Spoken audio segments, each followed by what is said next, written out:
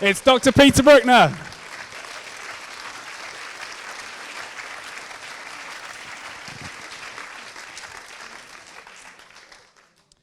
Thank you, and thank you very much for allowing me to speak. It's inspiring to be with such a group of like-minded people, and it's been a real pleasure, and really enjoyed yesterday, and looking forward to today. So Sam asked me to just speak about where we're at with this whole campaign. As you mentioned, I'm currently, or I have been, I've just finished my 5 years as the Australian cricket team doctor, and I'm actually not supposed to be here today, because as those of you who follow cricket would know, that today is the final of the Champions Trophy, which of course, being a humble, modest Australian, we fully expected to be competing in. But unfortunately, it seems that we've been left out of this photo of the two teams competing. And so instead of being in the Oval and London today, I'm very happy to be here instead. I think I was the only person in the team who was actually smiling when we lost last weekend. But we had a wonderful Champions Trophy. Instead of watching cricket, we just watched the covers. So that was fantastic. We had 3 games, and all 3 of them were washed out by rain. So if you've ever got a drought in England, just schedule an Australian cricket match, and we'll fix that up for you. Okay, so getting back to are we winning now? In sport, we're obviously keen about winning, and I'm in Manchester today, so I couldn't resist just pointing out that Australian teams win. This is this trophy here, no one in England's ever seen, because it's the Cricket World Cup, which and there's the main reason we won the Cricket World Cup was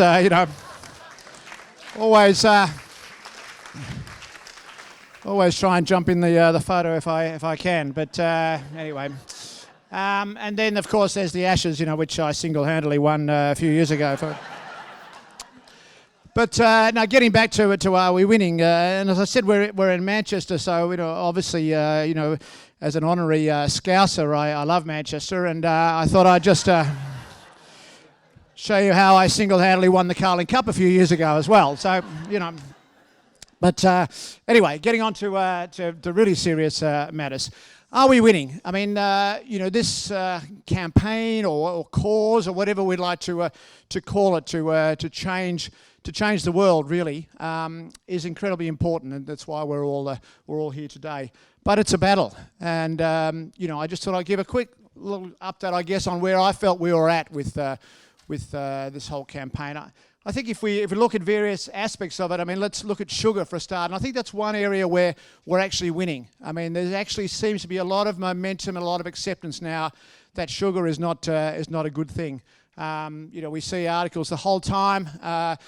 Most days or weeks in the newspapers, there's something about the negative aspects of sugar, and I think the links between sugar, and especially sugar sweetened beverages and various conditions like this has become pretty clear. Not that I'm picking on Coca-Cola at all, but there are good news, and if I just look at the newspapers in the last week, for instance, in New South Wales, the biggest state in Australia, the government has just banned sugary drinks from hospitals. Now that may not seem a big deal, but in Australia it is a big deal, because it's the first time that any government has really got off their asses and done anything as far as this is concerned. So we're pretty happy about that, and we feel as though there's a bit of momentum about sugar. This is my favourite front page of the newspaper. Have a look at this closely, okay? So on the left-hand side, you've got fizzy drinks pays millions to diet experts. On the right-hand side is an article about Sepp Blatter and FIFA. And there's Sepp Blatter and Coca-Cola. So whoever did that, I reckon, is the brilliant editor of the Times. And it sort of sums up my life, really, sport and nutrition and so on. Anyway, we've started a campaign in Australia called Sugar by Half.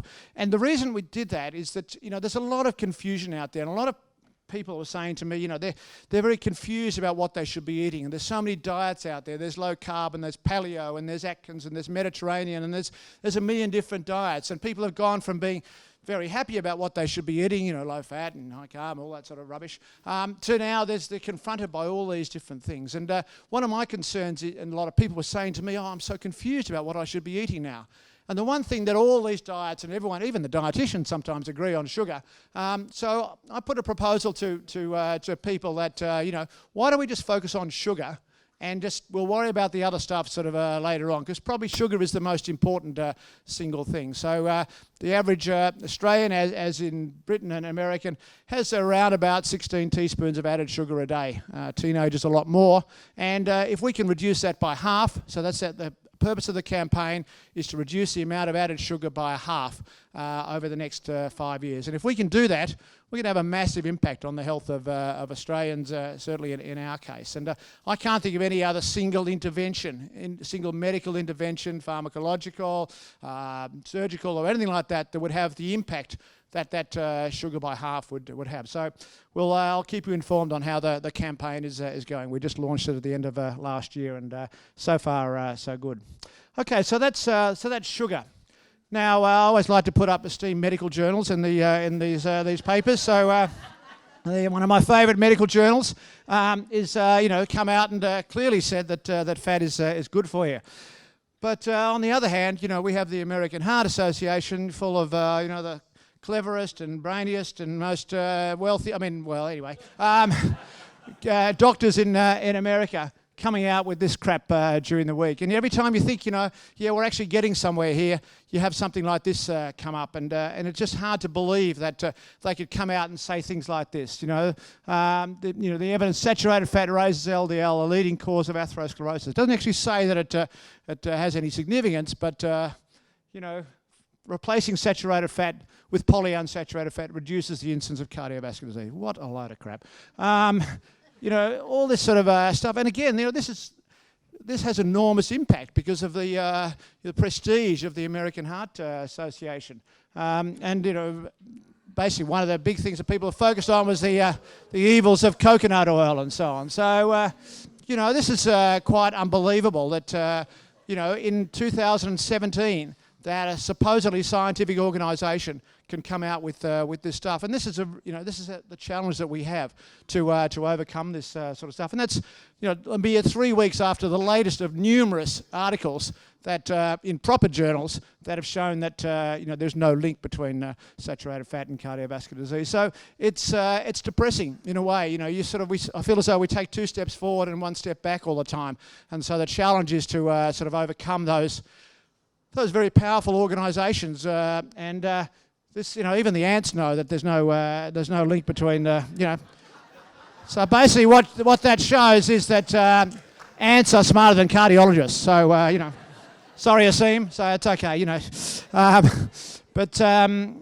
Asim tweeted this morning, as you may have seen, which is the only way we can counter these people and show that how compromised they are with their sponsorships and so on. So we've got a huge challenge ahead of us, and it's the challenges are firstly with doctors. I'm a doctor, but I'm many times embarrassed by my profession, and ashamed to be part of what they're doing. And so the challenge is for us to convince doctors, and the best way to do that, as so many of you have talked about this weekend, is as patients. The sad thing is doctors should be educating patients, but in this situation, patients have got to educate doctors. And the best way to do that is show the great results you've got to your doctor by totally ignoring his recommendations. And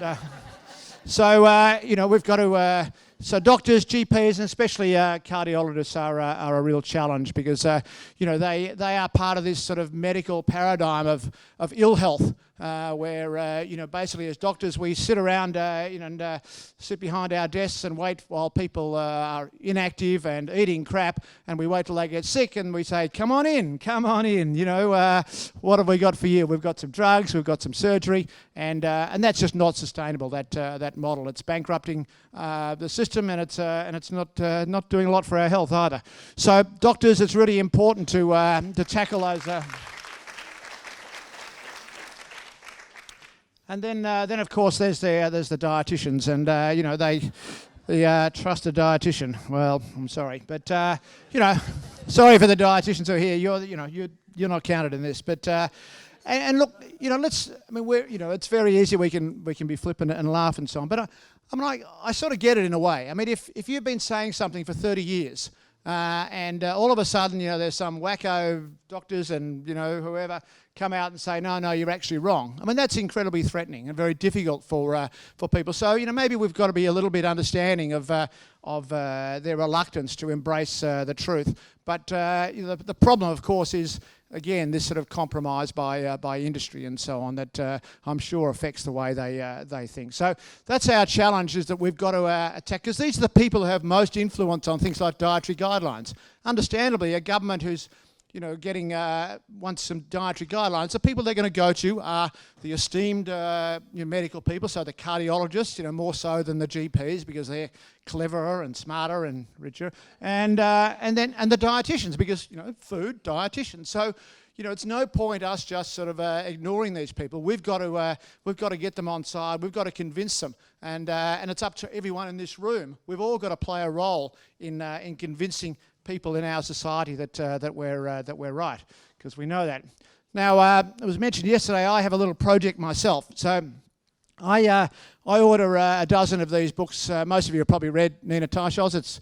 It's a fantastic book. There are lots of good books around. I'm not saying it's any better or anything like that, but it's my favourite book. So I order 10 copies at a time from Amazon, and they turn up, and I put them in my car, and as I go around my business, if I bump into a doctor and I'm chatting to them, and the subject of nutrition comes up, I say to them, "Would you read a book?" And of course, they all say yes, because you've got to appear to be, intelligent and read a book and things. So suck them in there, and then and so I go to my car and I give them a copy of that. They don't pay for it. It's my sort of contribution to the cause. And every single doctor that I've given this to has come back later and told me that they that had changed the way they thought about things. Now, a couple.